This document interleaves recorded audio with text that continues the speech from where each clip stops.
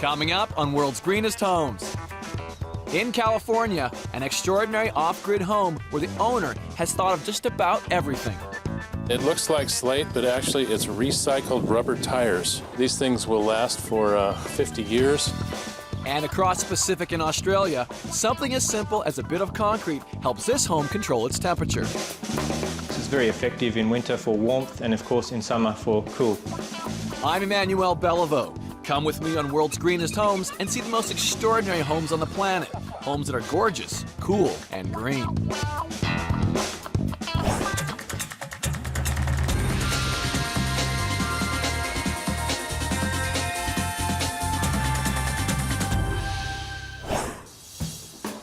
Northern California, home to laid-back living in some of the world's best wine-growing country. I am on my way to Hopland, California, a couple of hours north of San Francisco. Here in this rustic farming town, there's one couple who are trying to make their town the sustainable capital of California, one solar panel at a time.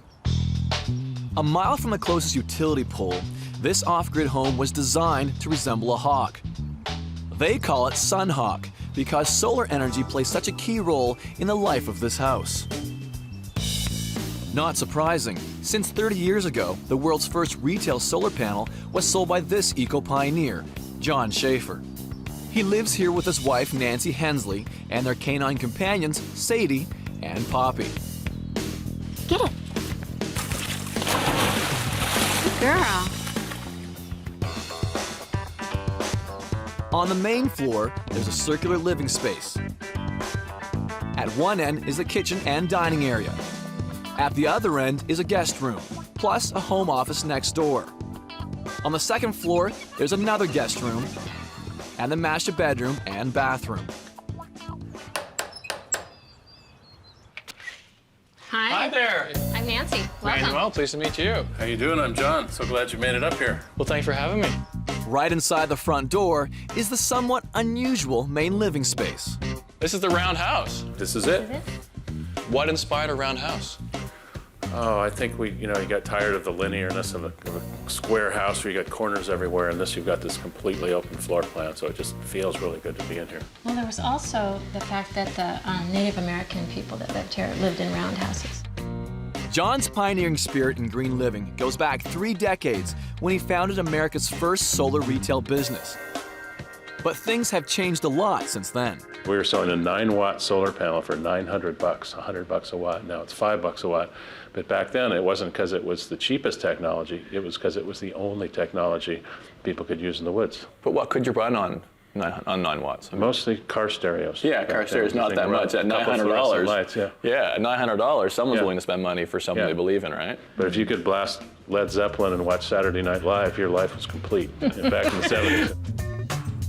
But this 2,900 square foot roundhouse is a treasure trove of energy-independent living from floor to ceiling. Love these concrete floors.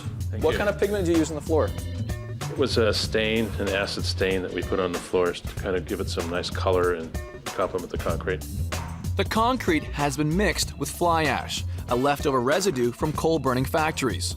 The floors are also radiantly heated by solar. What kind of paint do you have on the wall? It's actually stucco. No paint at all. It's your stucco color right there. Yeah. And it's stucco over top of your styrofoam block. The roster block. And you can just shape it any way you like. Created by European engineers in the 70s, raster block is made from a combination of old coffee cups, packing peanuts, and cement. It's fireproof, termite-proof, and all the walls are made of it. What's this here? That's the stylized version of the Sunhawk, and you've got the little eye of the hawk at the top with the crystal in it. And when the sun comes up, you can see the shadow of the hawk shining on the floor, and then as the sun rises during the day, the hawk virtually flies across the floor, and it lines up with this slate hawk here on the fall, the autumnal, and the spring equinox. So Are you serious? September 21 and March 21, it lines up directly with the tail feathers and with the head, exactly with that hawk. The other part to it, there's another hawk over here by the stove. Right. This is kind of a stylized hawk across here with the feathers and the eye out of a garnet here. Yeah. And on December 21st every year, assuming the sun is shining, That crystal up there lines up exactly with this garnet right here on December 21st at solar noon. And right when that happens, the stove actually twists around. You drop down inside and come in the middle of the pond. Okay, you're pulling my leg. You're pulling my leg. Is this a stove that heats your house? This is a wonderful stove. We actually had a Finland stonemason build it on the floor from the bottom up. It's made of soapstone, very thick. I think it weighs like 6 tons.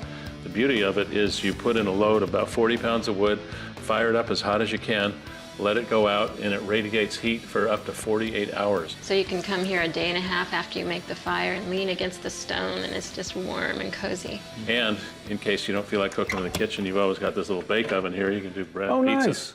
right in the stove. Well, that's good. It's a great stove. Just off the living space is another room that John and Nancy have worked hard to get just right. This is your kitchen. Beautiful. Thank you. It's a gorgeous countertop. What kind of wood do you have here? This is walnut slab made from an old walnut tree that we had to cut down to make a driveway. And you've got walnut on the front here as well? Walnut on the front here and bay laurel around the edges, which was from a tree that came down in a windstorm at a friend of mine's house. But I notice you've also got some granite in here. Granite. Ah. Yeah, these are granite countertops. We always loved the look of granite, but weren't too fond of the idea of bringing it over from Italy, so we checked around in the Bay Area and found a cafe in Berkeley that had gone out of business, and so we thought, perfect, repurpose it, use it in the kitchen. Well, that's okay. So you're repurposing it then. It wasn't going to go to landfill sites, so you're going to reuse it.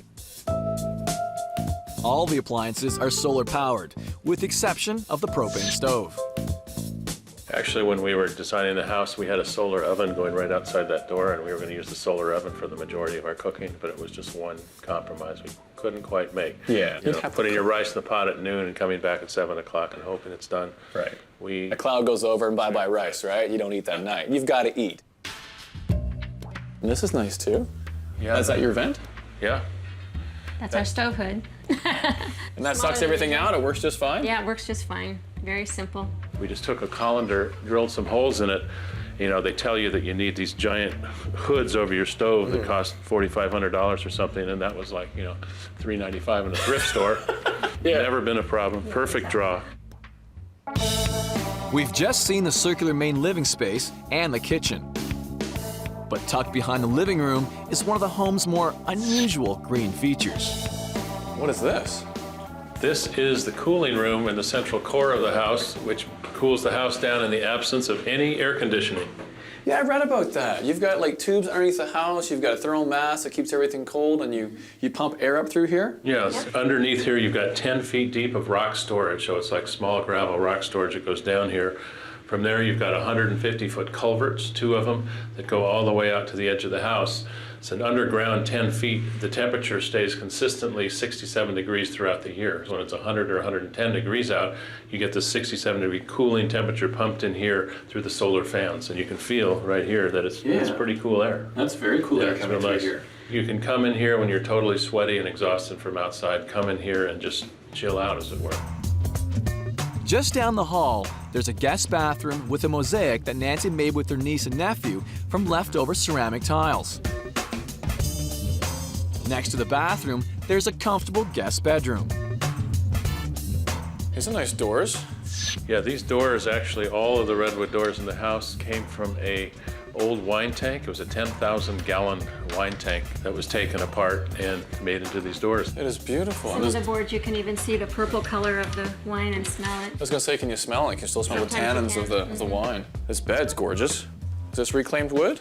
Yes, our neighbor made this bed out of recycled wood. And beautiful. it also has organic sheets. Look at that. Termites got to it. Yeah, they did. And what do you have in here?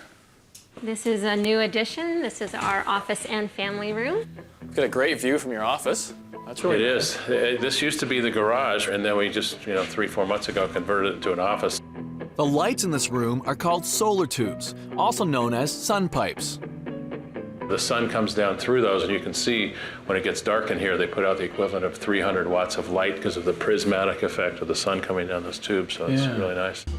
On the way up to the second floor, there's a balcony that overlooks the living room. And we're back to the center of the house again. Wow, this is great. These are great. Love this. This exposed timber is just beautiful. These come from an old naval warehouse in Bay One, New Jersey. that was torn down and somehow ended up in California, and we found them. You've got a nice vantage point here of the hawk and the stained glass. Mm-hmm. Great place to come up and make your Sunday morning sermons to the congregation below. Mm-hmm. The people who want to listen. Yeah. To all the sun worshipers. Right. All right, where to now? Let's check out the master bedroom. These are great looking floors. Is this walnut? Yeah, it's called Calaro walnut. Unfortunately, around here, they cut down a lot of walnut trees to put in vineyards, and they usually just leave it on the ground to rot. So we salvaged the walnut trees, had them milled up into tongue and groove flooring, and set it in this whole bedroom and hallway. So yeah, I think it's really beautiful stuff. This is a nice way to walk off of your master bedroom onto a beautiful balcony like this. It's a great place to have a cocktail, glass of wine. It's really gorgeous out And you here. can watch the sun disappear over top Duncan Peak. that peak. Yeah. Back inside, I want to check out what I've heard is a rather unusual master bathroom. Look at this. Round two. It's an unusual shape. The bathroom has some of the best views in the whole house, and it's decorated with hand-painted Mexican ceramic and tile.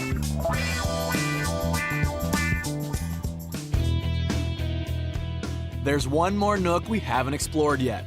It's a place from which you can get a hawk's eye view of their whole 320-acre property. Oh, look at this. A beautiful view you guys have here. What kind of roof is this? It looks like slate, but actually it's recycled rubber tires from the automobile industry. These things will last for 50 years, and they're Class A fire rated. They melt the rubber down and pour it into a slate mold, so it comes out looking exactly like black slate. Nice part is they cost about half the price of real slate. You have your photovoltaic panels back here. The photovoltaic panels, and then there's solar hot water panels that are powered by a photovoltaic, and this is where the power and the hot water comes from. But the real power behind this house lies across this field. This is your solar system. Yep. Look at them all. This is actually about 15.5 kilowatts of solar, and the nice part is they're actually all recycled. It was a system that Real Good sold to Belize back in 1997. The hurricane blew them down, and they didn't want them anymore, so we bought them back for like $1 a watt, and this is enough power to power the entire house and the well pumps and everything we could ever use. And then they're augmented in times when the sun doesn't shine, the hydroelectric system down in the creek, which itself puts out 36 kilowatt hours. Yeah, so you've got a redundant system here, two things producing all your power you need.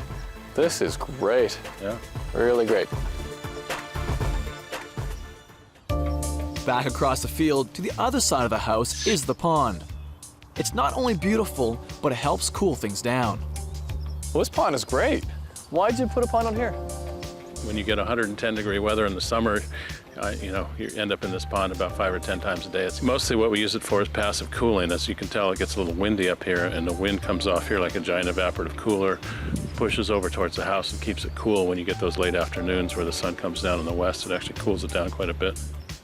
And how long did this take to put in? The pond, it was like 3 weeks of excavation, and then it actually filled up really fast after we'd had maybe 5 or 10 inches of rain back in 2001. It filled right up. It's amazing. So this just fills rainwater and there's no natural spring flowing into here? Well, there's actually about 4 springs that flow into here that keep it topped off in the summertime, but the rainwater's enough to fill it up to the top in the wintertime.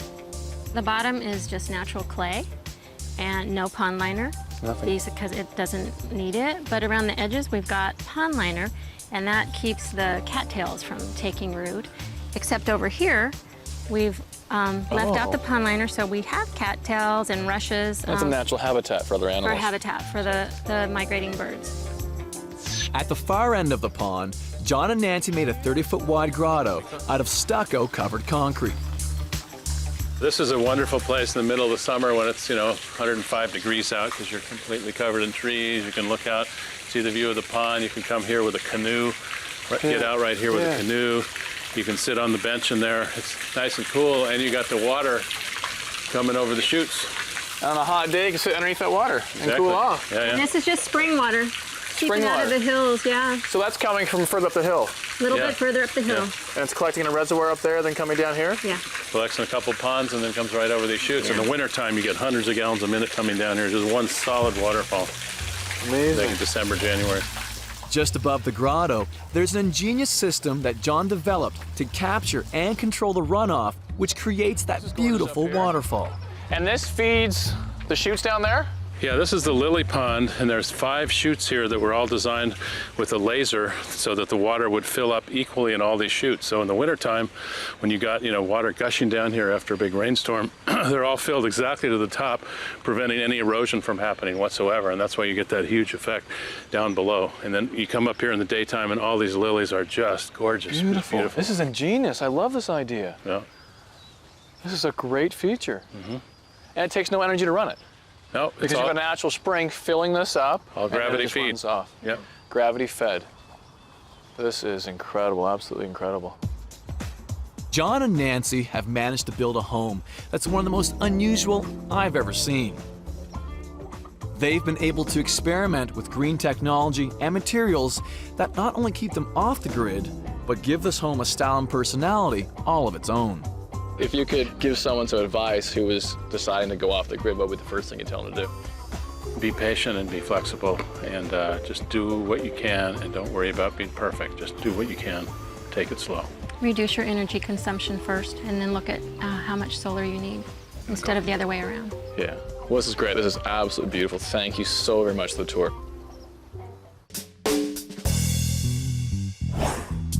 Architects and designers agree that there's nothing more environmentally friendly than recycling an existing building. That's a challenge our next homeowners took on. They took a turn-of-the-century cottage and treated it to an eco-friendly renovation. Sydney lies in southeast Australia and is the capital of New South Wales. Sydney Harbour is often called the world's most beautiful natural harbour, and it's not hard to see why. Just 10 minutes away is the up-and-coming neighbourhood of Stanmore. The owners of this Victorian cottage wanted to renovate and double the space with an addition. They also wanted to see how far they could go to make it green as well as design savvy in the inner city. It's home to David Lord, who works in market research, and librarian Kathy Beale, along with Ruby the Beagle and Rex the Cat. This home is in 2 halves. The original Victorian cottage, and round back, the new addition. Inside the cottage, there's a master bedroom with its own bathroom, a sunny guest bedroom, and another bathroom. In the addition, there's an open concept kitchen, dining, and living room, with the all-important barbecue deck. Welcome, come in. So this is the original part of the house. It was built in about the 1890s or so. And we added on to the back. This is the front part, and this is the original master bedroom. I'll take you in. We've pretty much kept it the same shape and layout. We ripped up the carpets to expose the floorboards. We kept the original fireplace. A green feature, we put some insulation in the ceiling. Keeps it very warm in winter and cool in summer. Next door is the master bathroom, or as the Aussies call it, the ensuite. It used to be a bedroom. We punched a hole in the wall here for the door. We have water-saving features like water-saving shower head, dual flush toilets. The toilet uses recycled rainwater, while all the hot water is solar heated. Used water from the showers and tub then becomes part of the grey water system that keeps the garden green. Here we are in bedroom 2. This room was a bit of a revelation. It was actually a really dark and dingy room before, so what we did was we've punched 2 windows in either side of the original fireplace. The natural light now is just wonderful. Again, we've put insulation in the ceilings and ceiling fans for temperature control. And the floorboards were here, they're original, so we kept them, they're very nice. It's a lovely room now. And next door, the second bathroom mimics the first in its design and its water-saving features. Leaving the old cottage and going into the new addition, they're the first of 2 living spaces. In winter, we can actually close these sliding doors here. There's one on the other side of the room, and we can heat this very small space. In summer, the hot air is able to escape through these high louvered windows up here, and then these bifold doors here open up, and then we can have an inside-outside type of room. So we spend a lot of time in this space. And something as simple as a concrete floor helps this home stay cool, even in the roasting Sydney summers. On the floor we have polished concrete, and this is a thermal mass. So what it does is it keeps the cool in summer, and the high windows here let the sun in winter, and it heats up the concrete and gives us some warmth at night. But the real heart of this home is the main open plan living space. We've continued the concrete slab out to here. It's quite a large thermal mass. It's very effective in winter for warmth and of course in summer for cool. In the kitchen, there are the usual energy efficient appliances. And here we've retained a connection to the original house by using coloured glass, which is similar to coloured glass that was in the original back door.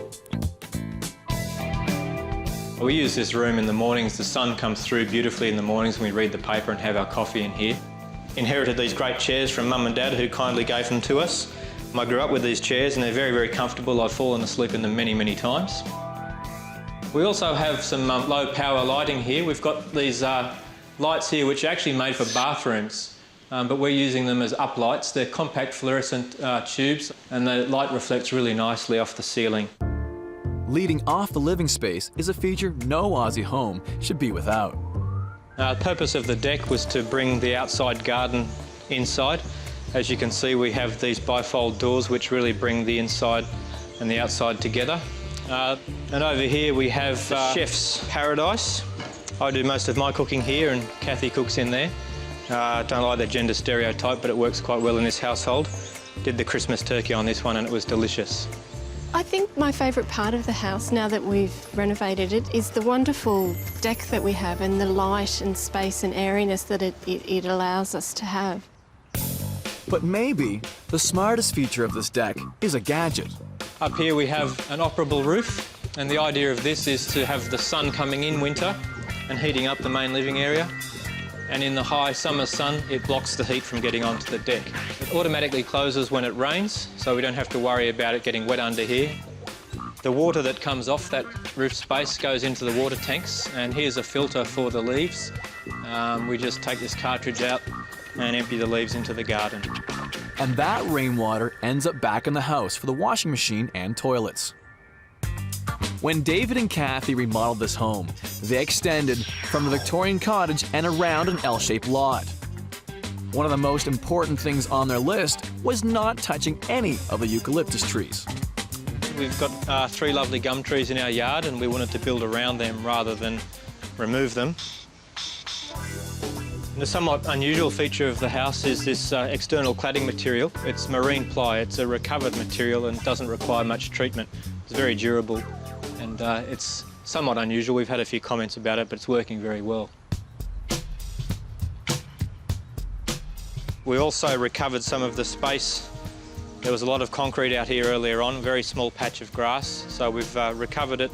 We've got in some drought-tolerant grass and also drought-tolerant plants. And out here is the tail end of the home's grey water system. The washing machine water comes out, goes through a grey water system, and then feeds all of these plants, along with the shower water. We've got in some drought-tolerant grass and also drought-tolerant plants. And we chose drought-tolerant plants specifically, and they're all quite new at the moment, but they'll grow up into a hedge, which will give us a bit of privacy, a bit more privacy. David and Kathy have managed to achieve the best of both worlds, finding a home they could renovate and going green in the heart of the city.